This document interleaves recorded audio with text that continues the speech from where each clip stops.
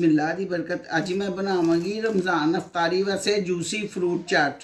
Fruit चाट बनाने वास्ते सानू एक प्याली अमरूद चाहिए, एक प्याली सेब चाहिए, अद्धी प्याली अनार चाहिए, एक प्याली केले चाहिए ने, अद्धी प्याली अंब पापड़ चाहिए जी, रेड ब्रेड माल्टा अद्धी प्याली चाहिए है, अद्धी प्याली रेड ब्रेड माल्टे का जूस चाहिए, अद्धा चम्मच काला नमक पावांगी, अद्धा चम्मच चाट मसाला पावांगी। चलो फिर बना लीए। बोल में रखता हूँ, मैं सारे फ्रूट पा दांगी। बिस्मिल्लाह।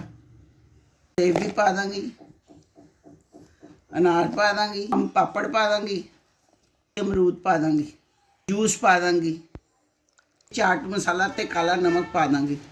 फ्रूट दे विच मैं चाट मसाला ते काला नमक मिक्स कर लांगी।